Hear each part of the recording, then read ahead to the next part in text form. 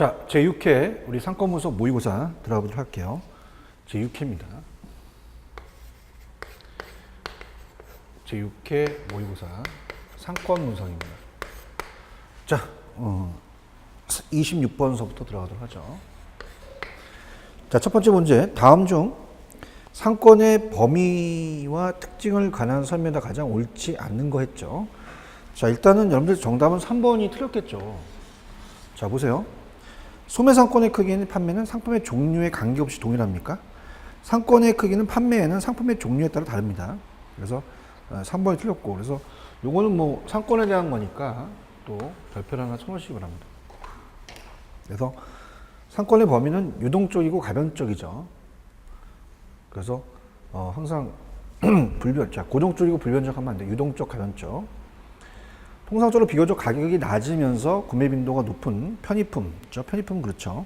상권은 좋으며 가격이 비교적 높고 수요 빈도가 낮은 선매품이나 전무품 등은 상권이 좀 넓겠죠. 그래서 보통 편의는 저차고 우리가 이 선매는 어떻게 돼요? 이 중차, 고차, 또 전무는 고차다 이렇게 보고, 소자본 상권에서는 이제 접근의 용이성, 상품의 여러 가지 다양성, 가격의 저렴성이라는 특징을 또 지니고 있죠. 통상적으로 이제 점포의 규모가 크면 클수록 더 많은 소비자들이 흡수하게 돼서 상권이 또 넓어지게 됩니다. 규모가 작으면 상권이 또 좁아지겠죠. 자, 27번 좀 계속적으로 출제를 했지만, 자, 우리가 정답은 몇 번이냐면, 뭐 요건 27하고 29가 좀 어떻습니까? 좀 중복이 됩니다. 자, 그래서 이제 27번의 정답은 1번, 2번, 3번, 5번은 서술적 방법이에요. 4번만, 소매인력만 규범적 방법이다. 4번만 규범적이다. 그래서 이렇게 해서 틀리다. 이렇게 해서 체크를 하시기 바랍니다. 그 다음에 그 28번 가볼게요. 다음 입지 선정의 기준에 관한 내용 중 연결이 바르지 않는 것은, 자, 1번 잠재 고객의 여부가 고객의 학력 재산이 아니고 잠재 고객이 충분한 가지의 여부죠. 그래서 정답은 1번입니다. 썼다고 봐야 되고요. 그 다음에 이제 동일 업종의 군의 분포, 그래서 경쟁 점포에 대한 조사, 접근성은 당연히 도로나 대중교통, 자가용 등의 접근성이 용이한지 봐야 되고, 건물의 특성은 위치, 노후, 주변 상권의 분포, 가시성은 이제 점포의 위치라든지 간판 등을 따져본다는 거죠. 이렇게 보시고요. 자, 29번도 뭐 공통적인 문제입니다. 아까랑. 그래서 자, 여기서 이제 우리가 또 나왔지만 1, 2, 3, 4는 다 서술적이에요. 5번만 규범적이다. 이렇게 해서 5번이 정답이다. 이렇게 보시고요. 그 다음에 30번 갑니다. 자, 30번은 계속 출제되고 있는 문제죠. 우리가 이제 중심지 이론인데 이건 또 별표를 하나 쳐놓으시기 바랍니다. 자, 가볼게요. 자, 중심지에 대한 이론은, 자, 일단은 정답부터 확인한다면 3번이 정답입니다. 자, 중심지론에 의하면 한 도시, 이 지역 중심지의 기능의 수행 정도에 일반적으로 그 도시 지역의 인구 규모에 비례하죠. 그래서 인구 규모에 반비례한다는 게 틀려요. 당연히 인구 규모에 비례합니다. 비례하고, 중심 도시 지역을 둘러싼 배후 상권의 규모도 도시 지역 규모에 또 비례한다. 이렇게 해서 반비례한다가 틀렸죠. 그래서 이 둘러싼 배후 상권의 규모도 도시 지역 규모에 비례해서 커진다. 이렇게 가야겠죠. 정답은 3번이 정답입니다. 중요하기 때문에 다른 것도 볼게요. 자, 중심지로는 한 지역 내의 생활 거주지, 입지 및 수적 분포, 취락들 간의 우리가 거리 관계와 같은 공간 구조를 중심지 개념에 의해 설명한 이론이라고 그랬고요. 자, 중심지는 이제 배후 지역에 다양한 상품과 서비스를 제공하는 교환의 편의를 도모하는 장소로서 일반적으로 모든 도시는 이제 중심지 기능을 수행하죠. 그 다음에 이제 4번을 가시면 중심지 기능은 이제 도시의 여러 기능 중 도소매업, 교통, 행정, 기타, 서비스업 등의 3차 산업의 기능을 의미합니다. 중심지는 3차다 이렇게 보시고요.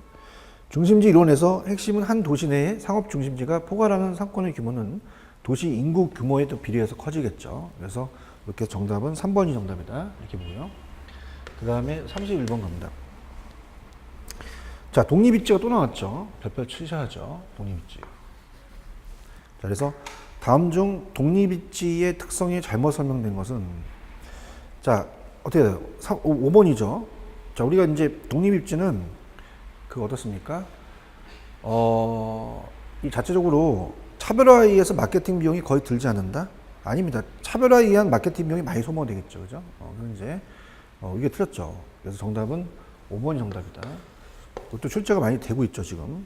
또 가짓성이 높고 임대료가 저렴하다, 확장이 용이하다, 주차 공간이 넓다는 맞아요. 정답은 5번이고요. 32번 갑니다. 다음 중 유통 집적 시설에 있어서 유리한 입지 및 입지 조건에 바르지 않는 것을 이렇게 되어 있는데, 자, 당연히 여러분들 이번에 지역의 최소의 주차장은 말이 안 맞잖아요. 지역의 최대의 주차장 이렇게 가야죠. 그죠? 뭐 간선도로망이라든지 독립상권의 성격, 점포 부족의 상태, 뭐 핵점포의 존재 이런 것들은 이제 입지 및 입지 조건에 들어갑니다. 근데 지역 최소의 주차장이 아니라 최대의 주차장이다 이렇게 잡으시고요. 그 다음에 33번. 다음 중 상권의 수요에 영향을 미치는 인자로 가장 적절하지 않는 것은? 자, 우리가 입지 영향 인자로서는 이제 뭐 여러 가지 인구 통계라든지 라이프 스타일이라든지 특성이라든지 비즈니스 환경 변화, 경쟁 상황, 다점포 경영 성향, 접근성, 그 다음에 입지적 이점 다 지금 들어가는데 이질성이라는 건 없잖아요. 그래서 우리가 33번의 정답은 4번이다. 그렇게 보시고 34번 갑니다. 다음 중 지역시장의 수요 잠재력을 총체적으로 측정할 수 있는 이 지표로서 많이 이용되는 것을 무엇이라 하나? IRS죠. IRS. 그래서 이제 이것도 출제 빈도가 높습니다. 물론 뭐 IRS에 대해서 이렇게 나온다면 뭐 쉽게 출제가 된 거죠. 그래서 소매 포화지수. 포화지수를 나타내기 때문에 우리가 정답은 이거는 1번이다. 이렇게 합니다. 그래서 이제 그 특정 지역 시장의 이건 잠재 수요죠. 잠재 수요를 파악한다. 그렇죠? 그래서 총체적으로 측정할 수 있는 지표를 많이 이용됩니다. 그래서 한 시장 내에 지역 내에 특정 소매 업태 또는 집적 소매 시설의 단위 매장 면적당 잠재 수요죠. 지역 시장의 수요는 물론 공급을 종합적으로 측정할 수 있는 지표. 신규 점포에 대한 시장 잠재력도 측정할 때 유용하게 사용되죠. 그래서 정답은 1번이 정답이다. 중요합니다. 자, 35번. 다음 중 점포 선정 시 고려해야 할 입지 요소 중에서 그 성격이 다른 하나는? 자, 어떻습니까? 또 사회 경제적과 물리적을 계속 나누고 있잖아요. 그래서 5번만 우리가 이제 노후화된 그 인접지의 건축물 같은 거는 이제 물리적입니다. 금이 갔거나 이런 것들은 이제 물리적으로 파악하는 거죠. 그래서 우리가 5번만 물리적이고 다 우리가 어떻습니까? 사회 경제적인 조건이다. 이렇게 해서 5번이 정답이다. 이렇게 보십니다. 자, 그래서 이제 6회는 조금 문제가 그 까다로운 문제가 없죠. 그래서 이제 그렇게 해서 이제 우리 그냥 쭉쭉 한번 넘어갈게요. 36번입니다. 자, 소상권 전략은 대체로 상권 인구의 얼마 이상을 상권의 대상으로 하는가? 자, 소상권 전략은 자, 이것도 뭐 암기를 하셔야 되는데요. 소상권 전략은 대체로 상권의 인구는 3,000명 이상입니다. 그래서 자, 이거는 이제 숙지를 하시는데 정답은 몇 번이겠어요? 그러면 정답은 3번이 정답이죠. 3,000명 이상. 그래서 이건 뭐 어느 정도 암기를 하셔야 돼요. 그래서 보통 선매품, 실용품 중심의 상품 구색을 갖추고 주로 여성이 구매하는 전체 수요형의 상품에 좀 주력한다. 이렇게 보시고요. 그 다음에 이제 계산 문제가 하나 나올 수가 있는데, 일단은 37번은 현웅이는 친한 동생 혜빈이의 생일 선물로 푼푼이 모은 용돈으로 케이크를 하나 사주려고 한다. 동네 제과점은 A, B, C가 세 곳이 있고 그 효용이 865라고 한다면 현웅이가 A 점포를 선택할 확률은 누수의 선택 공리를 이용한다면 얼마냐? 자, 그건 당연히 소학 심리를 근거로 한 두고 복수 점포들의 고객 금융력을 측정한 단순한 개념을 공식화한 거예요. 그럼 당연히 A니까 당연히 A, B, C를 더한 다음에 확률을 보는 거죠. 그럼 A가 이제 8이고 그 다음에 8, 6, 5니까 어때요? 밑에가 이제 19가 되잖아요. 그럼 이거는 0.4210 이렇게 떨어지거든요. 그러면 42%가 나온단 말이에요. 37번의 정답은 이제 1번 정도가 되겠죠. 근사치니까. 자, 그렇게 보시면 되고. 그래서 37번 정도도 한번 체크해 보세요. 우리가 또 계산 문제가 또 이렇게 또 출제가 될 수가 있어요. 그래서 우리가 그 상권 분석은 우리가 계속 레일리에 대한 거라든지 이 거리에 대해서 아니면 인구에 대해서 이제 허프나 이런 모델이 나오는데 루소의 이제 선택 공리에 대한 것도 확률이니까 이것도 염리 꼭 나올 수가 있으니까 한번 체크를 해 보시고요. 그래서 이제 6회, 7회, 8회는 조금 염리 그 문제 자체가 좀 쉬울 수도 있긴 하지만 염리 지금까지 다뤄보지 못했던 부분이 또 출제가 될 수가 있어요. 그래서 우리가 오지선다로 바뀌면서 문제 난이도가 약간 좀 올라갔고요. 또 중요한 것은 계속적으로 나오지 않은 부분이 또 출제가 될 수가 있어요. 그러니까 꼭 여러분들이 체크를 해 보셔야 되고요. 자, 38번 보시면 집심이라고 되어 있습니다. 집심. 도심에 모이는 거예요. 모인다. 도심에 모일수록 유리한 점포는 어때요? 이 도심이라는 것은 CBD, 중심 업무지구죠. 그래서 이제 어떨까요? 우리가 유리한 점포는 이제 백화점이나 고급 음식점, 고급이 들어가야 되고요. 기금속점, 영화관, 대형 서점, 대형이나 고급 기금속점. 그래서 정답은 2번이 정답이죠. 그래서 이것도 우리가 집재, 집심, 산재 이런 것도 나오기 때문에 체크를 꼭 해 보셔야 됩니다. 38번 체크하시고요. 그 다음 39번으로 갑니다.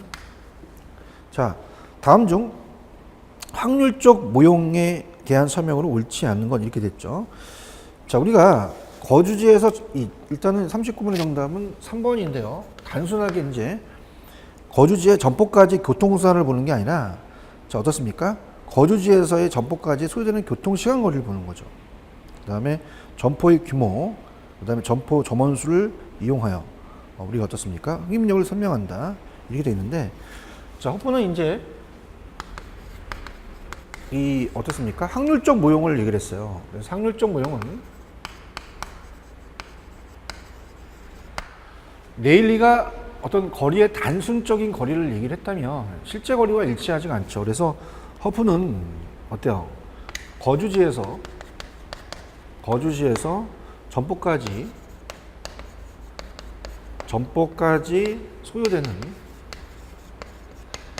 소요되는 요게 키입니다. 교통시간과 거리죠. 교통시간과 거리 요게 키가 되겠고요. 그 다음에 이제 점포의 규모, 그 다음에 점포의 수, 요거를 이제 이용해서 흡입력을 이제 따져본 거죠. 흡입력. 그래서 이제 보통 거리 제곱이 아니라 거리의 마찰계수라고 쪽에서 얘기했죠. 그래서 허프는 이제 소비자는 가까운 곳과 시간이 절약되는 곳에 상품을 구매합니다. 그래서 규모가 큰 점포가 소비자에 또 큰 영향을 주겠죠. 그러니까 매장 면적은 높아야 되고 거리는 가까워야 된다는 얘기입니다. 자, 그래서 자, 우리가 1번 소비자는 가장 가까운 곳에 상품을 구매하는 게 맞고요. 매장이 크고 가까우면 소비자가 큰 효용을 주죠.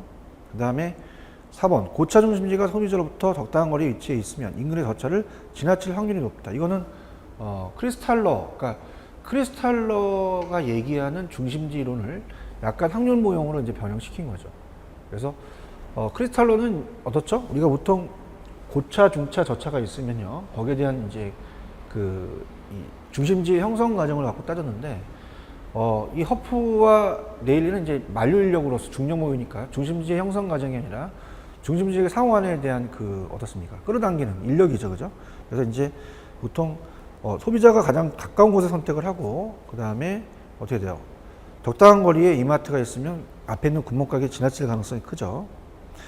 그 다음에 이제 이 모형은 특정 점포의 매력도를 점포와 크기만으로 측정하는데 문제가 있다. 그래서 그렇게 해서 보시면 되고요. 그 정답은 3번이 정답입니다. 그래서 허프하고 네일리 이론은 나올 가능성이 높으니까 얘도 별표를 꼭 쳐놓으시기 바랍니다. 40번 갑니다. 내점객 조사 방법 중 고객 점표법에 대한 설명으로 적합하지 않는 것은 우리가 이제 동그라미 5번이 고객 점표법이 아닙니다. 자, 5번은 우리가 거의 시간이 들어갔어요. 그래서 타임 페어법이라고 봐야 돼요. 타임 페어법. 그래서 이제 이 점포에 출입하는 고객들을 무작위로 인터뷰해서 고객들이 거주지나 출발지를 확인하고 이를 격자 도면상에 표시하는 것이 고객 점표법입니다. 작성하고. 그러니까 이제 1번하고 2번은 다 고객 점표법이라는 게 다 있잖아요. 그래서 이제 대상 점포에 대한 쇼핑을 하는 고객들에게 지리적 분포가 나타난다. 소비자들로부터 획득한 직접 정보를 이용하여 1차 상권과 2차 상권을 획정하는 기법이고, 격자별 인구가 계산된 후 격자별 매상고를 추계하고 몇 개의 격자를 또 그룹화해서 이게 다 고객 점표법인데, 5번만 점포에서 역까지 전철과 버스 노선별 소요 시간이라는 게 있잖아. 타임. 요금별 조사해서 상권을 파악한다는 건 타임 페어법이라고 볼 수 있어요. 자, 이렇게 해서 보시고, 자, 41번도 체크리스트법이 또 앞쪽에서 나왔었잖아요. 41번도 한번 체크해 보세요. 체크리스트법 중요합니다. 자, 이것도 이제 출제 빈도가 높은데 갈게요. 자, 체크리스트법 방법, 다음 체크리스트법 방법의 특징에 관한 내용으로 바르지 않는 것은, 자, 체크리스트는 비용이 많이 들어가요. 상대적으로 적게 소요되는 방법이 이 체크리스트인데 많이 들어간다는 자체는 5번이 틀렸죠.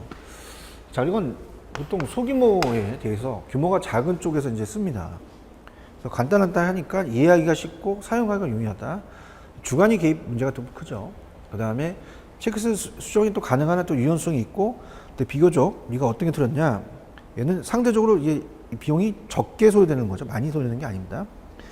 그 다음에 42번도 이제 우리가 배표를 하나 쳐놓으시는데, 자, 어떤 점포냐, 이게 또 이제 가로쳐서 나올 수가 있죠.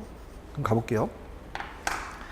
다음 박스 안의 내용이 의미하는 것은 이렇게 돼 있죠. 자, 가격 수준도 높으며 광고가 많이 이루어진 유표품이 많다. 유표품 나왔다. 이건 전문품이에요. 유표는 이 브랜드잖아요. 그죠? 그래서 우리가 보통 전문품, 그래서 그 고급 의류, 브랜드, 이게 명품이죠. 유포품에서 찾아내셔야 돼요. 그 다음에 또 중요한 것은 주로 고차니까, 고차는 전문품 하나입니다. 선매 편의가 아니겠죠. 비탐색과 산업품점은 좀 그렇고요. 고객이 특수한 매력을 찾으려고 상품으로서 구매를 위한 노력을 아끼지 않고 가격 수준도 높고 유표품, 고차, 전문품을 찾아내셨어야 돼요. 정답은 3번이 정답이다. 이렇게 보시고요. 자, 43번. 자, 다음 중 성격이 다른 하나는, 자, 어떻습니까? 우리가 이거는 1, 2, 4, 5 고객 통행량 자본 투자에서의 얻어지는 수익, 그 다음에 4번 취급 상품의 종류와 고객의 구매 관습, 부지의 특징은 다 부지 선정 시 고려 요소예요. 그죠? 그래서 부지를 선정할 때 어떻습니까? 일단 고객의 통행량 같은 것도 따져봐야 돼요. 부지가. 그 다음에 자본 투자에서 얻는 어떤 수익이 또 얼마큼 있느냐. 그 다음에 취급 상품의 종류와 고객의 구매 관습, 부지의 특성이 다 부지에 대한 거죠. 근데 이제 그 3번만 지역의 발전 상황이라는 건 출점 지역의 선정 시이죠. 그 지역을 선택했을 때. 그래서 3번이 이제 조금 난이도가 어려웠지만 3번이 정답이라는 거 그렇게 가져가셔야 되고요. 44번으로 갑니다. 다음 중 상권에 관련된 내용이다. 가장 거리가 먼 건 이렇게 돼 있죠. 자, 5번 복수의 점포 또는 상업 집단이 고객을 끌어들일 수 있는 범위를 상세권이라고 하죠. 그죠? 그래서 이 복수의 점포 또는 상업 집단이 고객을 끌어들이는 것을 범위를 이제 상세권이라고 얘기를 합니다. 그럼 이 상권에 포함되는 개념이 아닙니까? 말도 안 되죠. 그래서 5번. 자, 이것도 이제 상권에 대한 얘기니까 우리가 나올 가능성이 있어요. 이것도 별표를 하나 쳐놓으세요. 그래서 우리가 상권에 포함이 되겠죠. 말이 안 됩니다. 자, 상권은 상업상의 거래가 이루어지는 공간적 범위 맞고요. 상권은 한 점포 또는 점포들이 집단이 고객을 흡입할 수 있는 지역적 범위 맞고요. 점포 개설 시에는 상권을 먼저 설정한 후에 기존 경쟁 점포의 상권을 또 파악하고요. 상권을 1차, 2차, 3차라는 일종의 이제 등급별로 구분하겠죠. 그래서 정확하게 틀린 것은 5번이 틀렸다. 이렇게 보고요. 자, 우리가 이제 이렇게 볼게요. 우리가 또 45번이 있는데, 자, 확률적, 신규 점포에 의한 상권 분석의 방법 중 확률적 모형에 해당하지 않는 것은, 자, 앞쪽에서 나온 거랑 좀 약간 좀 유사하죠. 그래서 루스 모델 아까 풀어봤잖아. 우리가 좌측에서 보시면 37번이 풀어봤잖아요. 그래서 아까 이 A, B, C 중에서 A의 확률이 있다. 루스 모델 들어가고 허브 들어가고요. MNL, 그 다음에 MCI 이렇게 들어간다. 근데 중심지로는 규범적인 모형이에요. 중심지로는 45번에 1번에 중심지로는 규범적인 모델이다. 이론이다. 이렇게 봐야 돼. 이 확률 모형이 아니죠. 그죠? 그래서 확률 모형이 아닌 것은 이제 1번 중심지 이론은 규범적 모형이다. 이렇게 좀 가져갔으면 합니다. 자, 이렇게 해서 또 상권 분석은 여러분이 그렇게 우리가 어떻습니까? 이 내용이 너무 또 작기 때문에 다시 한번 체크를 해드릴게요. 그래서 어디가 예상이 된다라는 것을 말씀을 드려보도록 하겠습니다. 자, 가겠습니다. 일단은 26번에 1번은 체크를 하셔야 돼요. 왜? 아니, 상권에 대한 것이요. 소매상권에 대한 그 크기는 상품의 종류에 관계없이 동일하다는 건 틀렸잖아요. 그래서 상품의 종류에 따라 틀릴 수 있죠. 특히 이제 고객 위에 통상적으로 비교적 가격이 낮으면서 구매 빈도가 높은 편의점 상권은 좋고요. 가격이 비교적 높고 수요 빈도가 낮은 선매품이라든지 전문품 등은 상권이 넓다. 그 다음에 27번과 29번을 좀 공통적으로 냈죠. 그래서 다른 건 다 서술적인데 소매인력과 그 다음에 소매 중력은 어떻습니까? 우리가 규범적이다. 그러니까 서술적과 규범적을 나눌 수 있어야 됩니다. 이것도 이제 여러분이 중요하다고 봐야 돼요. 27하고 29번은 좀 공통됐지만 우리가 서술적과 규범적을 나눠서 제가 강의를 해드렸어요. 그걸 동영상을 다시 돌려보시면서 구분하셔야 되고요. 그 다음에 뭐 다른 것들은 이제 30번 정도 중심지 이론을 보셔야 됩니다. 그래서 우리가 항상 이 중심지라는 자체가 어때요? 자체적으로 이제 이 지역, 이 중심지 이론에 의하면 한 도시 지역의 중심지 기능의 수행 정도는 일반적으로 그 도시 지역의 인구 규모에 비례하고 중심 도시 지역을 둘러싼 매우 상권의 규모도 도시 지역의 규모에 비례한다는 지 반비례하면 안 돼요. 그다음 비례하면서 또 커지겠죠. 이거 꼭 체크를 하시고요. 자, 31번 계속적으로 출제됩니다. 독립입지예요. 독립입지는 우리가 어떻습니까? 마케팅 비용이 거의 들지 않는다는 것은 안 돼요. 차별화로 인해서 우리가 마케팅 비용이 많이 소비가 되겠죠. 그래서 우리가 요거 계속적으로 출제가 되고 있다는 것은 주의 깊게 보셔야 됩니다. 그 다음에 뭐 다른 것들은 이제 34번 소매 포화 지수라는 거를 여러분들이 강력하게 다시 공부해 놓고 가셔야 돼요. 그래서 이 소매 포화 지수가 시험에 출제 빈도가 높습니다. 그래서 34번 지역 시장의 수요 잠재력. 수요라는 것은 잠재력이지만 현재를 얘기하죠. 총체적으로 측정할 수 있는 지표로서 많이 이용되는 것은 소매 포화 지수. 그래서 특정 지역 시장의 잠재 수요를 총체적으로 측정할 수 있는 지표로서 IRS는 한 시장 지역 내의 특정 소매업태, 직접 소매시설의 단위 매장 면적당 잠재 수요를 표시하는 것으로서 지역 시장의 수요는 물론 공급을 종합적으로 측정할 수 있는 지표입니다. 신규 점포에 대한 시장 우리가 잠재력을 또 측정할 때 유용하게 사용되죠. 그 다음에 이제 다른 것들은 뭐 그냥 참고적으로 하시고요. 넘깁니다. 자, 다음 페이지에서 이제 강력하게 제가 주장하는 건 37번이죠. 자, 계산 문제 나옵니다. 그래서 이게 이제 오른쪽 45번에 보시면 다음 신규 점포에 대한 상권 분석 방법 중 확률적 모형에 해당하지 않는가. 요 루스가 확률적 모형에 들어가잖아요. 그죠? 그래서 우리가 당연히 확률이라는 것은 허프도 마찬가지예요. 허프도 확률 모형이라는 자체가 ABC 상권이 있다. 그럼 ABC에 대한 유인력이 있으면 거기서 A 대 확률이다. 그럼 A를 올리고 밑을 나눠버리는 계산 방식이에요. 그래서 0.420이 나오니까 42.1% 돼서 1번이 정답이죠. 38번도 체크를 하셔야 됩니다. 계속적으로 출제가 돼요. 그래서 이 다음에 모의고사에도 출제가 될 거예요. 그래서 우리가 찾아낼 수 있어야 돼요. 집심, 도심에 모인다. 그럼 기금속하고 백화점 같은 경우는 이제 우리가 집심이다고 볼 수가 있죠. 이렇게 보시면 되고, 뭐 이발소나 가구점 같은 경우는 이발소는 흩어져야 돼요. 이발소 서로 붙어 있으면 경쟁이 심하죠. 그래서 이발소는 산재고 가구는 이제 집재입니다. 목욕탕 같은 경우도 이제 산재로 봐야 되죠. 뭐 이런 것들. 39번은 주의 깊게 봅니다. 39번 별표 하나 쳐놓으시는데, 이 터프는 확률적 모형이 거주지의 점포까지 교통수단을 얘기하는 게 아니라 점포까지의 소요되는 이 교통시간과 거리를 얘기했죠. 교통수단을 얘기하는 게 아니잖아요. 우리가 레일리에 대한 이론을 받아왔기 때문에 거리에 대한 것을 특히 이 단순적 거리에 대한 네일리의 이론을 조금 수정해서 교통 시간과 거리를 얘기했죠. 점포의 규모나 점포의 수를 이용해서 흡입력을 설명했다. 소비자는 이제 1번 가까운 곳에 선택하고 4번 고차가 있으면 저 차를 지나칠 확률이 크다. 뭐 이런 거. 그 다음에 규모가 큰 점포가 소비자한테 큰 효용을 준다. 뭐 이런 것들이 허프가 나올 가능성이 큽니다. 그래서 상권에 대한 게 이제 허프 이론이 많은 영향을 또 줘요. 그래서 네일리하고 허프 이론이 좀 많이 좀 출제되고 특히 또 넬슨 학자랑 또 많이 출제가 되죠. 이 세 학자 이론이 좀 많이 출제가 돼요. 물론 뭐 네일리의 소매인력 법칙이 저번에 이제 계산 문제가 나오는데 컨버스라는 것도 있어. 컨버스 분기점 모형도 좀 체크해 보셔야 됩니다. 그래서 우리가 네일리, 소매인력, 컨버스의 분기점, 그 다음에 허프의 확률 모형 이렇게 세 가지는 거의 뭐 상권 분석에 중요하다고 보니까 다시 한번 체크를 해주시고요. 그 다음에 이제 그 40번 같은 경우도 이제 좀 체크해 보세요. 제가 별표는 안 했을 거예요. 40번은 안 했죠. 그래서 이것도 이제 보는데 이 고객점표법이라는 점객 조사에서 1번과 2번은 고객점표라는 게 있어요.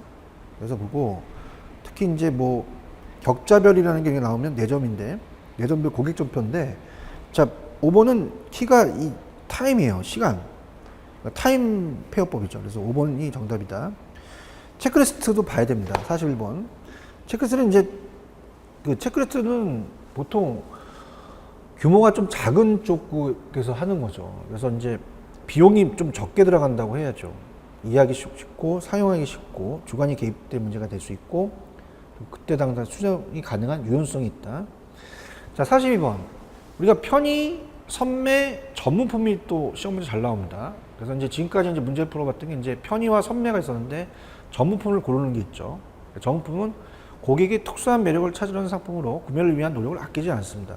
그러다 보니까 고차라는 자체가 우리가 멀리 떨어져 있어도 집심이죠, 집심. 도심에 있기 때문에 간다는 거가 가격이 비싸죠. 가격 수준이 높고 광고를 많이 또 이루어진 또 유표품, 그죠? 그래서 우리가 보통 명품이나 이런 것들은 이제 광고를 많이 하잖아요. 유표품 같은 경우는. 그래서 그러니까 사람한테 알려지는 이런 것들이 이제 전문품이다. 이렇게 보시면 되고요. 뭐 43번 같은 경우는 이제 조금 보셔야 될 게 세부적으로 부지를 선정하시 고려사항이 1번, 2번, 4번, 5번이라면 3번은 이제 출점 지역의 선정이다. 뭐 이런 식으로 좀 가져가시면 될 것 같고요. 그 다음에 44번도 조금 체크를 해보십시오. 44번도 중요하다고 제가 말씀드렸죠. 44번. 그래서 우리가 그 상권이라는 자체를 다시 본다면 그건 중요해. 다른 것들이 중요합니다. 그래서 1번 상권은 상업상의 거래가 이루어지는 공간적 범위다. 상권은 한 점포로 또는 점포들의 집단의 고객이 확보할 수 있는 지역적 범위고 점포 개설 시에는 상권을 먼저 설정한 후에 기존 경쟁 점포의 상권을 또 파악해야 되고 1차, 2차, 3차의 등급별로 있다는 거. 그러면 어떻게 돼요? 복수의 점포 또는 상업 집단이 고객이 끌어들일 수 있는 범위를 상세권이라는 것도 중요합니다. 상세권도 오지선다에서 찾는 걸로 나올 수 있어요. 그럼 이거는 상권에 포함되는 개념이죠. 상세권도. 그렇게 해서 정리를 해주면 될 것 같고요. 45번은 어떻습니까? 우리가 규범적이라는 게 있었죠. 서술적, 규범적, 확률적인 게 있는데 특히 이제 아까 좌측에서 풀었던 37번이 나올 가능성이 있습니다. 그래서 루스의 모델, 허프 모형은 뭐 확률이라는 걸 뭐 무조건 가져가셔야 되고요. 그다음에 MNL, 그다음에 MCI 모형, 중심지로는 앞쪽에서 봤지만 중력 모형과 똑같이 이것은 다 우리가 규범적인 모형이다. 자, 이렇게 해서 정리를 하시면 될 것 같아요. 자, 그래서 6회는 그렇게 뭐 크게 까다로운 건 없었습니다. 그죠? 그래서 6회는 이제 여기 본다면은 뭐 상권에 대한 분석이기 때문에 우리가 다시 본다면 상권의 범위는 그 관계, 상표의 종류에 따라 틀리다는 거. 그 다음에 서술적 모형과 규범적, 확률적 모형을 좀 구분했다는 거. 그 다음에 중심지 이론에서는 이제 인구 규모, 우리가 기행의 중심지 기능에 수행하는 것은 인구 규모에 비례하고 거리, 이 도시에 대한 배후 상권의 규모에 비례한다. 그러면서 커진다. 독립입지 또 나왔죠. 독립입지. 그래서 차별화된 마케팅 비용이 더 거의 들지 않게 많이 들어가고, 소매 포화 지수, 뭐, 그 다음에 이제 그 루스에 대한 그 성택 공리가 또 계산 문제가 나왔다는 게 좀 획기적이었죠. 그 다음에 이제 36번 정도도 좀 보셔야 됩니다. 좀 아까 훑어갔는데, 소상권 전략이라는 것도, 대체로 상권 인구가 3,000명 이상이라는 것도 약간 숙지를 해 주셔야 돼요. 특히 이제 선매품, 실용품 중심의 상품 구색을 갖추고, 주로 여성이 구매하는 전체 수요형 상품이 또 주력하다. 그렇게 보시고, 38번은 뭐 매번 나오는 집심, 집재, 산재, 그죠? 이렇게 이런 것들 찾아내는 거, 국부적 집중성, 뭐 이런 것들 이제 찾아내는 게 중요하다는 거. 그 다음에 39번은 이제 허프는 거의 출제가 가능성이 크죠. 그래서 이제 아까 거기에 대한 거주지의 점포까지 교통수단이 아니라 우리가 항상 그 거주지 점포까지 소요되는 교통시간과 거리, 점포의 규모는 커야 되고 교통시간의 거리는 작아야 되고 점포의 수 이런 것들. 경쟁 점포수는 좀 작아야 되죠. 경쟁이 또 심하면 안 되니까. 그 다음에 이제 40번 같은 경우는 아까 고객 점표법인데 5번은 우리가 어떻습니까? 타임 페어법이다. 체크리스트는 우리가 다른 걸 선택하기 전에 사전적인 예비 검토에 사용하기 때문에 간단해요. 비용이 상대적으로 많이 들어가는 게 아니라 적게 들어간다. 그다음 42번은 어떻게 돼요? 우리가 많이 나오는 게 선매, 편의, 전문품인데 비교가 나오면 선매고, 그 다음에 가격수 높고 유표품, 고차가 나오면 전문품. 편의품은 가까이 있어야 됩니다. 생활필수품. 그래서 이제 가격이 낮고 편의품은 접근성이 중요하면서 어떻습니까? 저차가 있겠죠. 그래서 편의품이다. 이렇게 해서 보시고, 그 다음에 이제 43번은 뭐 이 부지 선정과 출점 지역 선정 시니까 이건 한 번 정도 문제를 풀면서 이걸로 문제를 이제 정리를 해 두시고요. 그 다음에 이제 44번이 중요했죠. 그래서 목수의 점포 또는 상업시장이 고객 끌어다닐 수 있는 범위를 상세권이라고 하며, 이 상세권에 포함되는 상권에 포함이 되고요. 그 다음에 45번에 이제 우리가 확률적 모형. 그래서 우리가 지금 봤던 중심지 이론은 앞쪽에서 이제 얘기했듯이 규범적인 모형이고, 루스, 하우프, MCI, MLN은 우리가 확률 모형이다. 이렇게 정리를 하시면 됩니다. 그래서 지금 별표 표시를 한 것들 위주로 좀 공부를 하시면 돼요. 그죠?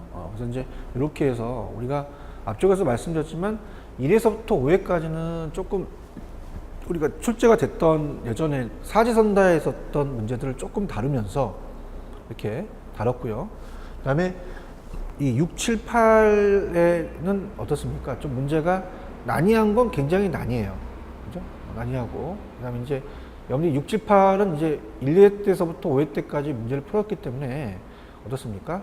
문제 좀 진행을 좀 빨리 좀 하겠습니다. 왜냐면 앞쪽에서 이제 1회 때부터 5회까지가 이제 우리가 굉장히 중요하기 때문에 거기에 내용을 이제 보면은 6, 7, 8은 이제 조금 다뤘던 것들이 많이 나오죠. 그죠? 그 다음에 이제 여러분들이 주의 있게 보실 게 계속적으로 조금 그 공통적으로 낸 문제는 있어요. 저번에도 말씀드렸지만은 물론 뭐 이 공통적인 걸 새로 만들어야 되지만 계속적으로 이제 출제를 하다 보면은 또 어떻습니까? 중요한 거를 또 중요한 걸 낸다는 거. 그러니까 자꾸 낸다는 자체는 그만큼 나올 수 있다라는 얘기죠. 그래서 이제 그렇게 여러분들이 이해를 해주시고 접근해 주시면 감사하겠습니다. 물론 뭐 제가 이 자격증 외에도 다른 자격증도 강의를 하는데 마찬가지입니다. 다른 것도 이제 문제가 이제 비중이 또 막 이렇게 중복되는 게 있어요. 그러니까 그만큼 이제 출제원들이 낼 수 있는 거를 보는 거죠.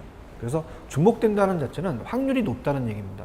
그래서 우리가 보통 60점 이상은 우리가 60점 이상이기 때문에 60점 이상을 맞으려면 계속적으로 출제될 수 있는 부분에 테크닉이 있어야 돼요. 그죠? 그래서 이런 것들은 이제 머릿속에다가 계속 반복 학습을 합니다. 그러니까 계속적으로 나온다는 자체에 대한 문제가 중요한 건 뭐냐면 어떻습니까? 계속적으로 나오다 보면은 어떻게 보면 자기가 이제 뭐 세뇌 교육이라고 하죠. 계속적으로 이제 이건 진짜 나오나 보다 라고 생각하다 보면 어느 정도 여러분들이 계속 이제 익숙해지니까 그렇게 해서 보시기 바랍니다. 그래서 상권 분석은 이제 다시 한번 정리해 본다면 이 상권에 대한 게 이 입지와 연결이 되기 때문에 입지론에 대한 학자들이 굉장히 출제 빈도가 높죠. 그래서 네일리의 소매인력 법칙, 그죠? 컨버스의 분기점 모형, 허프에 대한 확률 모형, 그죠? 그다음에 이제 여러 가지 이제 크리스탈러의 중심지 이론이 있었죠. 그래서 고차, 중차, 저차 뭐 이런 식으로 여러분들이 그 입지 파트에 대한 영향을 주기 때문에 특히 또 넬슨이 8가지 원칙이라는 게 있잖아요. 점포 입지에. 그래서 그런 식으로 여러분들이 이렇게 정리를 해 두시면 돼요. 그래서 요거는 우리가 좀 이 모의고사가 좀 어떻게 될까요? 좀 단순하고 좀 약간 어려운 것도 있었지만 어느 정도 평이하기 때문에 이건 이렇게 해서 마치고 그 7회 모의고사로 들어가도록 하겠습니다. 자, 이번 시간 여기까지입니다.